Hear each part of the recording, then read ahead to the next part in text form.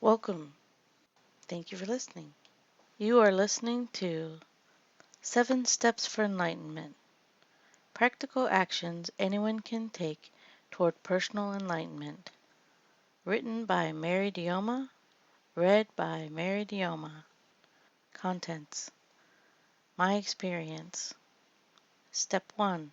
Prepare the way. Step 2. Spiritual and emotional clearing. Step 3. Contemplate yourself as a soul. Step 4. Be open and curious. Step 5. The importance of feelings. Step 6. Use your pain. Step 7. Live your life.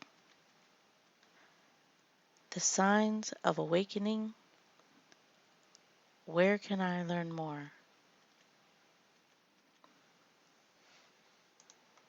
My experience. On March 29, 2001, while I was driving home from work, I was gifted with an experience of the divine. I go into greater details of this experience in my book, Loved a Transcendent Journey. While driving my car on the freeway, suddenly a beam of white came out of the sky and touched me on my shoulder. I became one with everything in the universe and beyond. I was infused with immense love beyond description. For an eternal moment, I tapped into all knowledge. During this experience, I remained conscious and continued driving. This enlightenment experience changed my life. This book is about the steps that anyone may take in any order to pave their way to their own enlightenment experience, their own direct experience of the divine. It is my deep desire that all who seek be able to experience the amazing, awesome love of the divine. I invite you to read more about my experience in my first book, Loved a Transcendent Journey, which is now a bestseller on Amazon. Step 1. Prepare the way. Looking back, there were several things I did which I feel set the stage for my experience. Most of my life, I had a strong yearning to know God. I finally decided that I really wanted to know if God existed one way or the other. I think it was this firm intention that set events in motion. Understand that it is completely doable and that other people have had similar experiences, and you can too. Make a decision that you won't take no for an answer. Decide that you truly want to experience God. Also, begin to open your heart to God by establishing a relationship with the Divine Being. For every good relationship begins with communication. Start a dialogue with God. Imagine God as your best friend, one who will support you and love you no matter what. Feel free to ask questions, make requests, or even make demands. Be sure to pay attention for the answers. Listen, look, and feel for the response from God. How God responds to you will be unique to you and unique to the issue. Address God in any fashion you like. Be friendly, be happy, be full of praise and love, or rage against God if that's how you feel. Be respectful or be disrespectful. It doesn't matter, as long as you begin the dialogue and pay attention for God's response. It may be subtle or it may be dramatic, but it will be. The right vibe. Another important part of setting the stage for your meeting with the divine is to get prepared. Make an effort to include in your daily life any one of the following: Reading, contemplating, meditating, praying, concentrating, singing, repeating a phrase or affirmation, creating, writing, any kind of art or craft, because these all prepare your consciousness and elevate your vibrational frequency. One of the things that was extremely beneficial for me was reading spiritual material. I recommend that any seeker read at least 20 minutes a day. Because most spiritual texts are written from a high vibrating consciousness, reading them also raises your consciousness, even if you don't fully understand it. As your vibration rises higher, it will become easier to understand. You will know this is working if you experience a natural euphoria. You may find yourself giggling or being spontaneously reminded of funny thoughts and memories. You may even tear up or cry. Random thoughts may begin to fire in your brain and solutions to challenges begin to flow more easily. I originally reached this state of consciousness, which I call the zone, most of the time through accounting work. I call it the zone because even though it's a state of consciousness, it feels like a place of consciousness. Adding huge columns of numbers time and time again to make sure I balanced really worked for me. I found that the following elements were important to achieving the desired state: repetition, rhythm, an obligation to continue, slight physical discomfort, which is important because it prevents you from falling asleep or falling into a unconscious state. And it's also important to have endurance so that you can sustain the activity long enough to actually achieve the desired state. It's easy to stop too early. In fact, there's usually a state of intense boredom which precedes the target zone, and that is why most people never reach this state. They don't realize that if you continue and push past the boredom, there is a great reward in achieving the zone.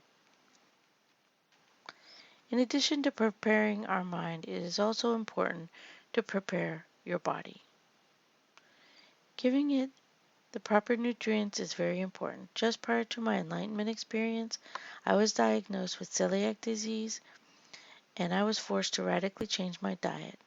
I had to eliminate gluten completely from my diet, which improved my health immensely. I think the healthier diet helped prepare me for the intense energies I felt during my experience.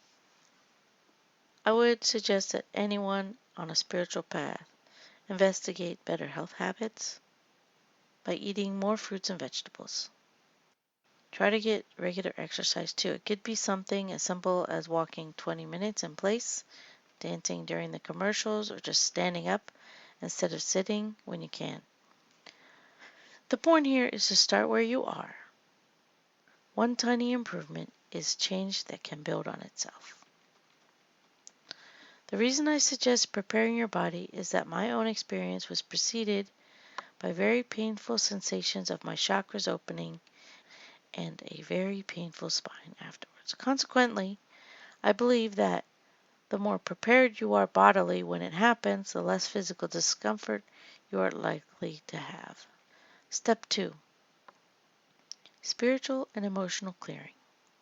I found that our personal issues and challenges in this lifetime are our own unique pathway to enlightenment. Most people have their share of emotional issues, which cause them daily pain. As humans, we all accumulate years of pain and hurt throughout our lives, beginning in childhood. But when we begin to deal with these issues, it advances us effectively and rapidly towards enlightenment.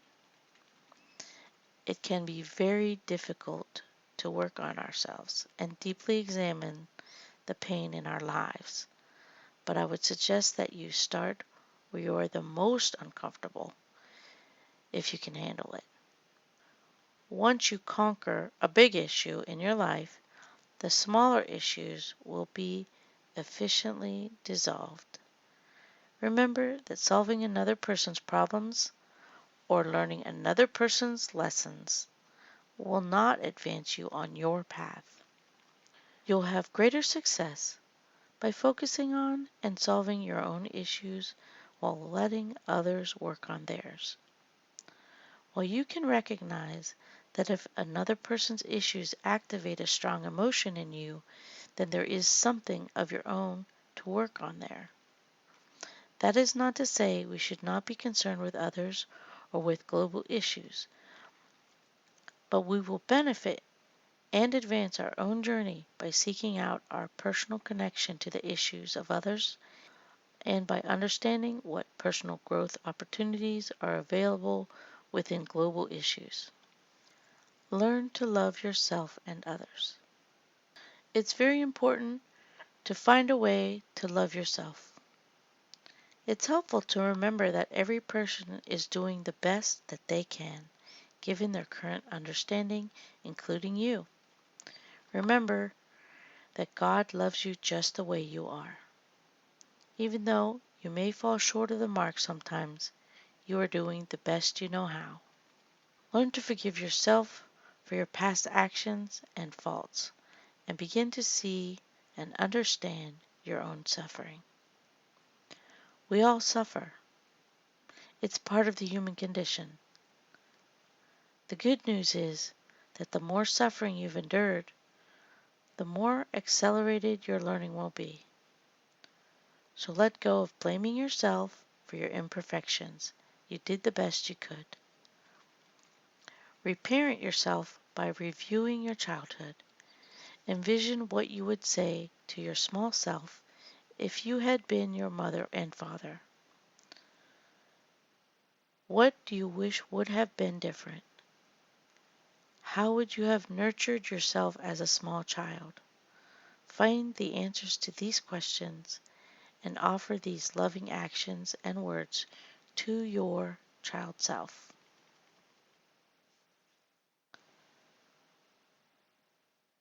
It's also important for your spiritual development to forgive others and ask for forgiveness where it is necessary. Forgiveness can have miraculous effect in our lives. Make this part of your life review. Self-exploration. Another process I undertook before my enlightenment was self-exploration. I asked myself questions like, who am I? What do I like? What do I dislike? What are my goals? What goals have I taken on that are not mine, but reflect the desires of others? By becoming aware of what fascinates you and what bores you, you are embarking on the process of becoming self-aware.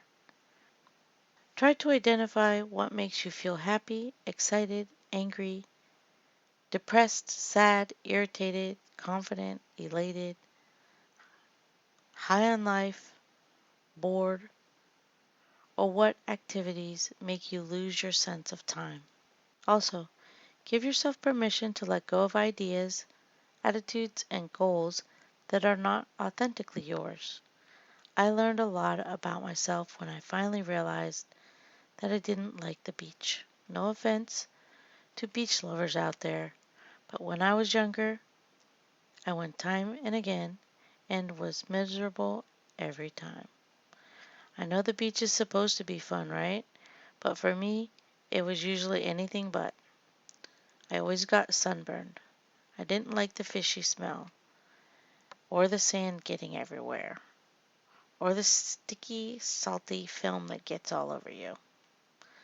My hair always turns into a hideous, frizzed out knot from the sea air.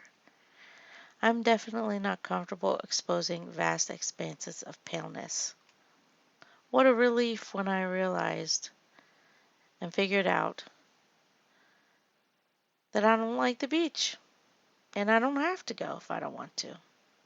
I simply gave myself permission to not like the beach.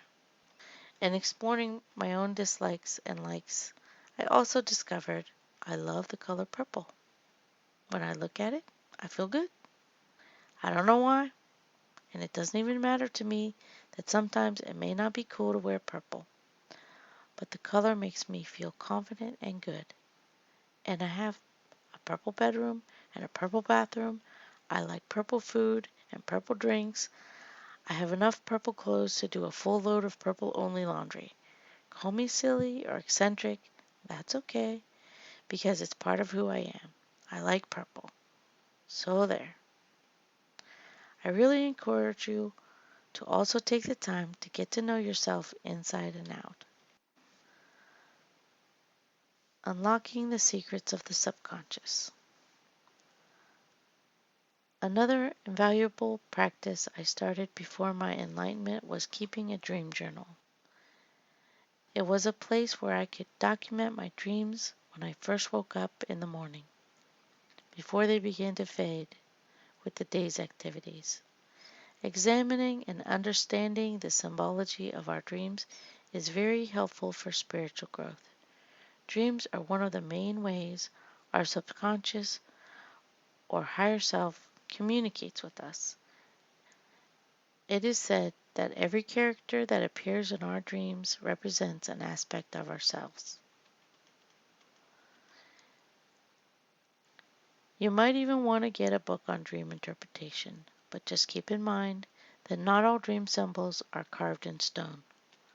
Some symbols have different meanings for different people. Check your gut and see if the meaning feels right to you. The information that surfaces in dreams is frequently related to issues in your life that require healing or need further examination. So use your dreams as a guide for locating patterns and areas in your life which could use some healing. Step 3. Contemplate yourself as a soul. One of the main keys to awakening to your true self is to realize that you are not your body. There are many mechanisms we can use to feel this fact experientially, and I'll share a few that I used. Contemplate your other bodies. One of the tools I used in order to stop identifying with the physical body was to look back at my body at other points in my life. To do this, simply think about when you were a child and when you were navigating through your home, and you experienced the challenges of your small body faced in a big world. You had to reach up for the doorknob or light switch. You may have had a step stool to reach the sink in the bathroom to wash your hands. Connect now with that small person you were. Think about the knowledge that that small person had. Was it different knowledge than you have now? Think about the body that small person had. Obviously, it was a completely different body than the one you have now. Begin to think about the person that looked out of those eyes. Isn't that the same person that is looking out of your eyes now? That which is the same as that which is. The person in you who says, I am, is the same as the one who says, I am that I am. Put your focus on where you are located when you are asking, who am I? It is this sense of I which is your wireless connection to God. Continue this self-exploration and you will continue to discover the amazing connection to God in you. Life review. At one point during my own self-exploration, I decided to do a life review. As I explained in my book, Love to Transcendent Journey, I decided to think about myself at every age in my life and the situations I had been in and seek the meaning behind each. I decided to make it a point to learn something from each major stage in my life. I intended specifically to deal with issues in the past that were still affecting me in unconscious ways in the present. I found that keeping a life review journal to document the details was very helpful for processing my emotions and issues. For example, I realized that I had always had my mattress and box spring on the floor in my adult life instead of on a bed frame. In examining this peculiarity with curiosity, I remembered that when I was very young, there was often a monster who hid under the bed. As I recalled this memory, I realized at that moment why I had always placed my bed directly on the floor, to ensure that no monsters would ever hide under my bed again. I confronted that issue with the threefold process. After this process, I went right out and bought a bed frame. I was finally ready to face the monster head on. It's amazing how frightening that was for me. Even though here and now in my adult life there was no monster, it was very real for me in the past and was still a part of myself which needed to be acknowledged and released. Past life recognition. During my whole life review process, I was reminded of some very powerful and sometimes recurring dreams I used to have as a child. I also became aware of some strange anomalies and fascinations I had throughout my life. These turned out to be clues to past lives I have lived. As I began contemplating each of these clues in detail, those past lives were revealed to me. However, the details were not as important as the overall trends that were revealed throughout these different lifetimes. As I contemplated the reasons why I was reminded of these past lives, I realized there were lessons to be learned in these life trends. One of the primary trends I discovered was that I had been lonely in all four lives I recalled. So I understood that in this life, one of my missions is to connect with people. Also, in each of the four lives I had been miserable and living in wretched conditions. I actually deliberately assisted my own death and exited early in each because of mistaken understandings.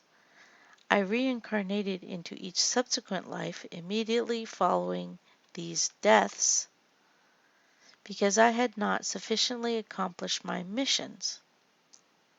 Upon realizing this, I became determined that this would be my last lifetime, and I absolutely must accomplish whatever I am here to do this time around.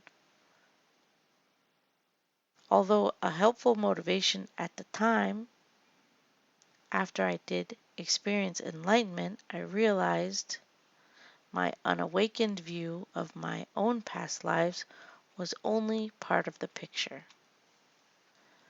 Contemplate pre-life choices. Also, looking from the perspective of a soul in heaven who is about to incarnate, I began to analyze my current lifetime and consider why I might have picked the various situations, people, and events in my life. Some of the questions I asked were, what are the major lessons this soul needs to experience in order to advance? Why here? Why now? These type of questions can help you determine what themes and lessons your current life might hold. Take responsibility for now. It is very likely that you, as I also did, may have experienced some tragedy and trauma in childhood that is affecting your life today. First, know that it's not your fault. Realize that you were a child and as such, you are not responsible. You should forgive yourself for everything. God certainly does. It's true, we are creating our reality, but until we become aware of this ability, we're creating our lives completely unconsciously.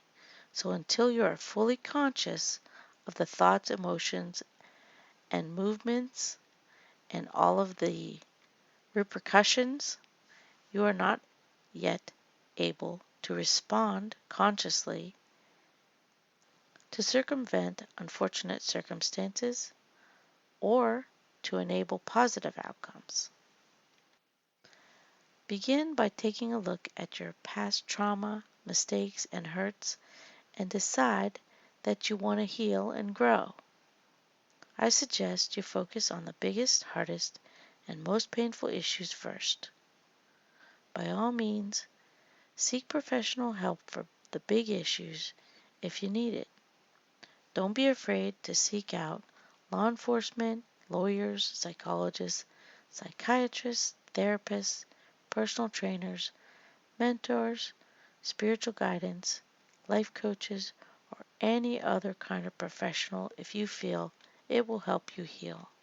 Also, take a look at the themes that reoccur in your life or past lives. If a theme in your life is loneliness like mine, you can make a decision to be the friend you want to have.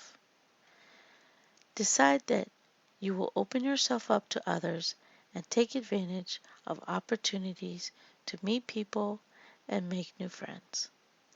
You can choose to learn your life lessons and change your destiny for the better. Face your mortality.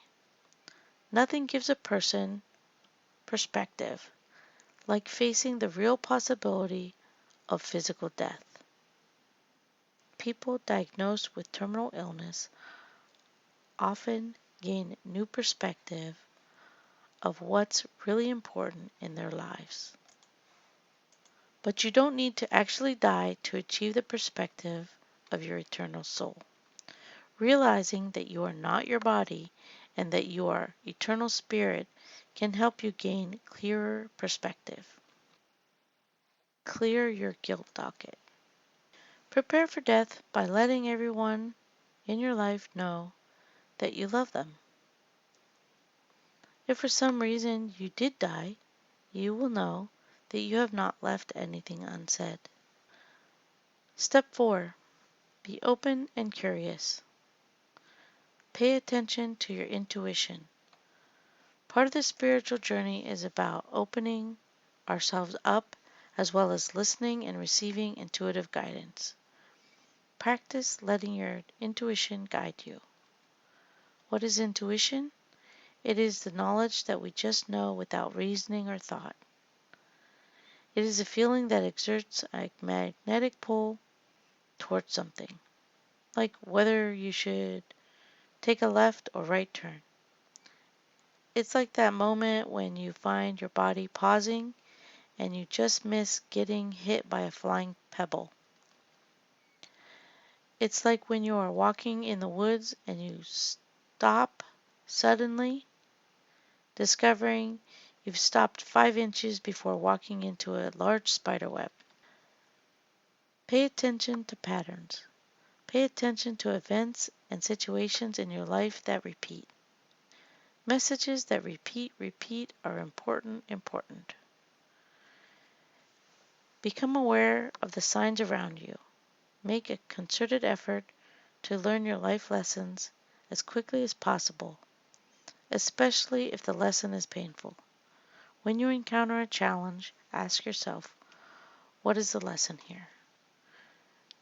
Don't be stubborn like I was originally, refusing to admit that I had anything to learn, because the reality was that I just had to repeat it again. Each time, it becomes more painful until you finally learn the lesson and transcend it. Realize that it's happening to you because there is something for you in it.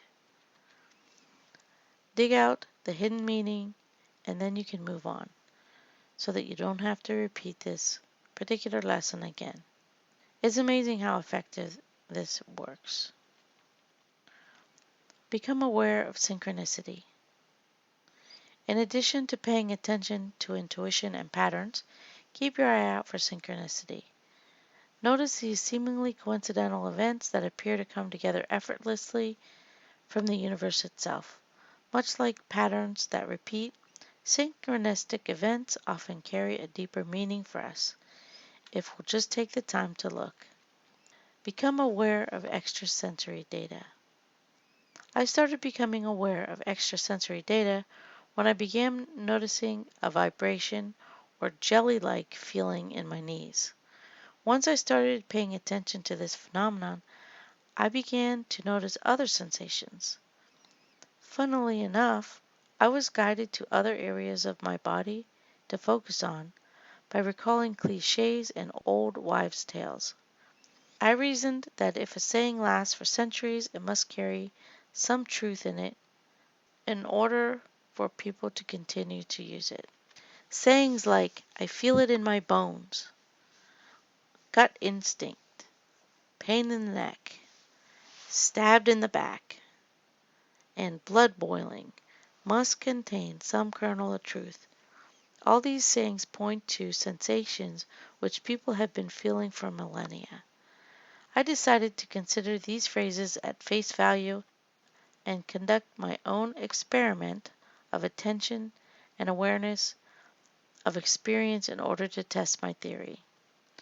I got quiet and focused my attention acutely on my body and its sensations. The more attention I gave my body, the more sensations I became aware of. I looked deeper and then started to become aware of flashes, of images, of scenes and happenings that were validated by events that later unfolded. I also became aware of other people's emotions. But this talent is not unique to me. Each and every human has these abilities. This additional sensory data is what has enabled us to survive as a race. In modern society, we have been programmed not to pay attention to this information by being told there's no such thing as ghosts and other such limiting beliefs. We should never accept limiting beliefs as to what is possible for us. Never let yourself be defeated by someone else's success or failure. Don't seek to measure yourself against others, but only against your own dreams and aspirations. Be a lifelong learner. Try to learn from everything and everyone you come into contact with. When I was younger, I remember watching an after-school special on television, and I realized there was a blatant lesson in the story. I thought about this lesson for a while. I realized that a lot of people had gone to a lot of effort and expense to try to teach me this lesson, and I saw that I had a clear choice. I could either allow myself to learn this lesson the easy way from this program, or I could ignore the show as silly propaganda and learn the hard way, possibly encountering the same issues the character was facing at some point later in my life. I thought, why not learn as much as I can the easy way, from others' pain, especially when they are willing to teach me? At that moment, I realized there are lessons everywhere, so I made a point to receive whatever lessons were being offered. I made a game of it, asking, what is the moral of the story? How can I use that in my life? For each TV show, movie, or book I saw or read. It wasn't until much later that I realized that my own life was trying to teach me lessons too. I really started to pay attention then. There were lessons for me everywhere I looked. So my advice is to learn all the lessons you can everywhere they are offered. Learn from friends, enemies, family, children, the elderly, books, TV, movies, daydreams, nightmares, you name it. There are lessons for us everywhere if we will only look. Step 5. The importance of feelings. Most of us go about our lives trying to ignore our negative feelings and focus only on the positive. Since life as a human has its share of negative experiences, it's pretty much a guarantee that we will experience negative emotions like sadness, grief, anger, and regret on a regular basis.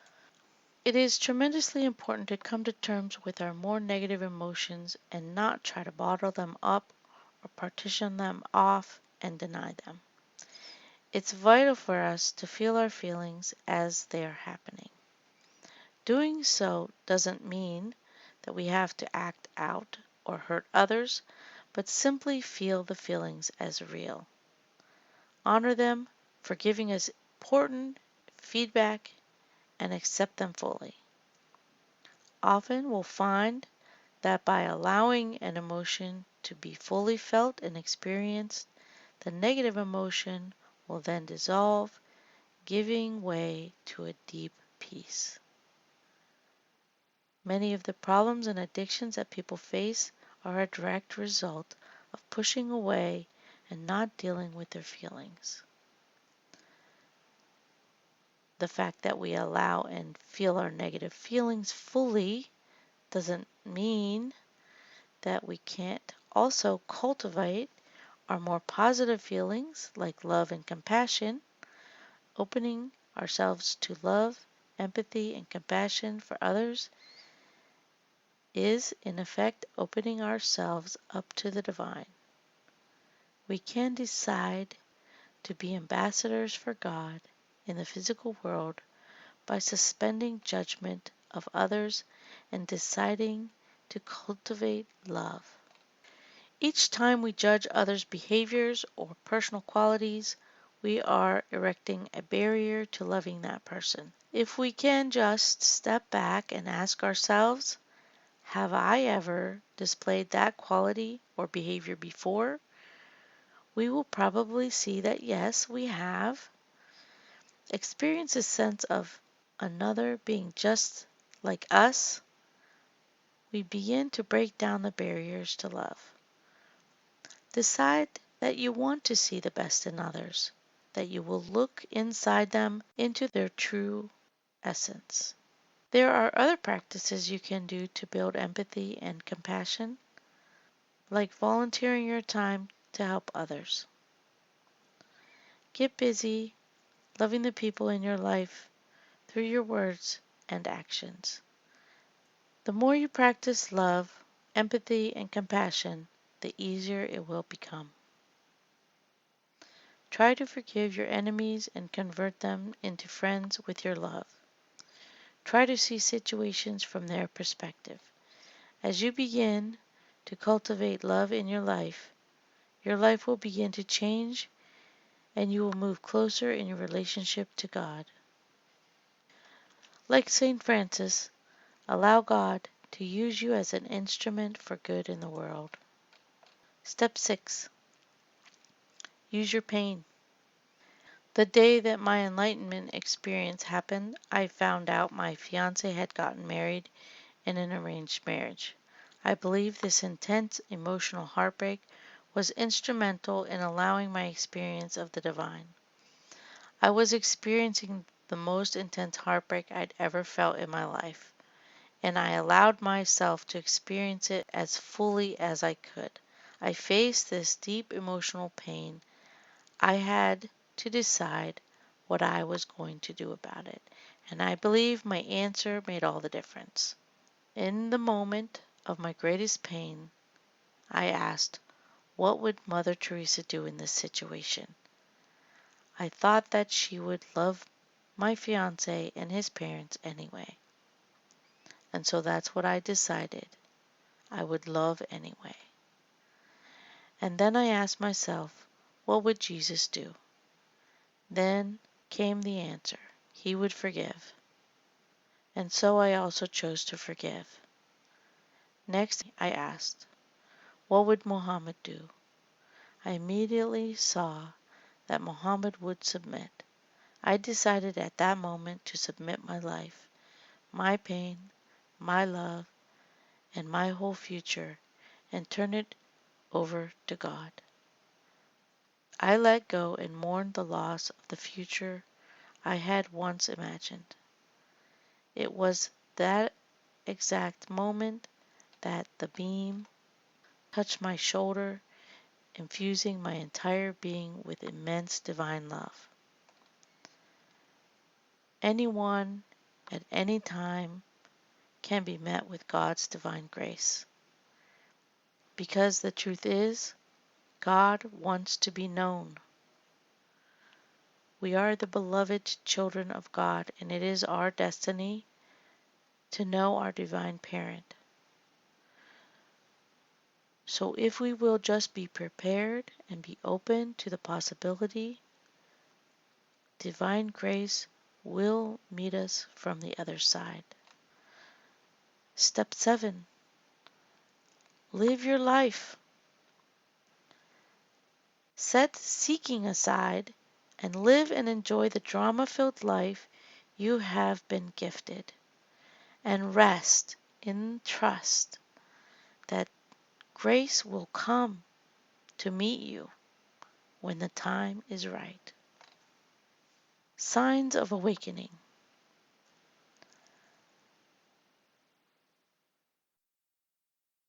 How will you know when you are getting close to that moment of enlightenment? How will you know that you're almost there? You'll know you're getting close when you see any of the following signs. You notice people are drawn to you. You feel love encompass you at any time. You find joy and beauty in everything and everyone. You have a sense of inner peace and serenity while still being excited and challenged by life. Your dialogue with God is clear and constant. You love to love. Synchronicities in your life increase. You experience instant karma. You understand the reason for unreasonable events right away, when most people will need time to understand.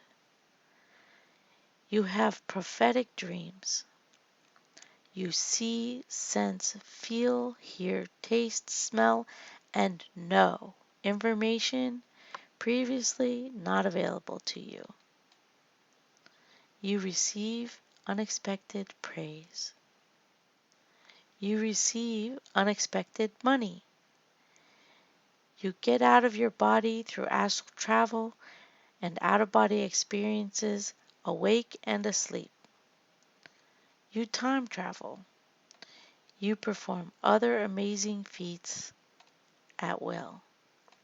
But these are just some of the things you might experience as you progress in your spiritual evolution.